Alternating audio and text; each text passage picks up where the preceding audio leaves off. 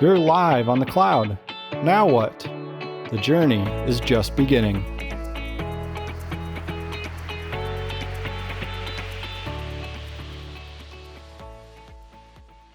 All right, thank you everyone. Thanks for joining us again for this podcast series focused on Oracle quarterly releases. I'm really happy to be joined by Kevin Sippl today, a director on our Oracle Cloud team. Kevin, thanks so much for your time. Yeah, thanks for having me, Kyle. So today I'd love to get your perspective on plan and preparation. So what do our institutions, organizations out there live on Oracle Cloud, what should they be thinking about as they prepare and plan for their next round of quarterly updates? Yeah, it's a process that really starts pretty quickly right after you're done with your previous quarterly release and getting that into production. So for better or worse, there's not a lot of downtime if you really want to think through everything and have your schedule really laid out in advance. I think one of the first things that once we've got one quarterly release knocked out and stable in production is starting to look ahead at our environment plan. And so thinking about when do we have our environment refreshes scheduled for the upcoming few months, looking at when that next quarterly release is coming and trying to make sure we can request from Oracle soon enough to have the next refresh that we want to bring our production data down into the test environment where we want to do our next round of testing. So I think that's one of the initial things we definitely want to look at. Thinking about what the business cycle in our organization is at. So depending on the time of the year, when this next quarterly release is coming, thinking about, is that going to be a big push in our hiring season where we might have some things that we want to specifically test, or we might run into specific bandwidth issues from certain areas of the organization, whether it's the HR team or it's going to hit a month-end close, the end of a financial reporting quarter, different things of that nature. So those are things that I think are good to think about well in advance when we're doing that sort of scheduling. I think those are all great tips, right? And you focused on a few different things there: resources, functional capabilities, technical capabilities.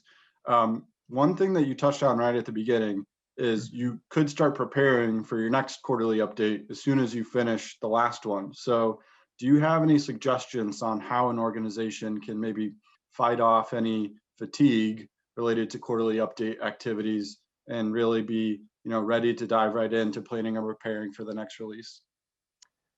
Yeah, because it is something that then it can be a little intimidating that seems to never end. I think some of those activities can be handled, but a lot of planning can be done a little more centrally, and it can be done further on in advance. So your organization knows going into the new year, like what your payroll processing schedule looks like for the year. You should generally know when you'll be running into other bandwidth possible challenges, or other times just when the ability and or appetite for accepting change in the system and the technology or in our business processes, when that may be easier to implement versus be more challenging. So I think getting some of that laid out, some of that can be done, that like work can be done a ways in advance, so it's not something you have to repeatedly be starting from scratch each quarter. You can do that a little further in advance. So that would be one way to hopefully not feel that constant pressure always. Yeah, I like that tip a lot, right? If anything, we know the quarterly updates are predictable. We can tell you 12 months in advance exactly when it's going to happen. So maybe don't just look one quarterly update ahead, look 2 or 3 or 4 ahead. I really like that suggestion. So Kevin, I was hoping you could touch on for a moment the importance of planning, and especially planning in terms of resource bandwidth and dedicating the right resources to really take advantage of all the great features and functions that come as part of every quarterly update. Yeah. The quarterly releases and knowing that schedule in advance, that's great, being able to plan around that. Although knowing the schedule doesn't necessarily mean you have always the bandwidth or the resources and the hands available to execute on all of the pieces that come along with a successful quarterly update. So one of the really important things is that within the organization that we coordinate across areas and across teams. So knowing that, the technical team needs to be on point for prepping for those environment refreshes, setting up test accounts and security issues and troubleshooting. The functional teams need to be ready to actually execute some of that testing more from the end user perspective.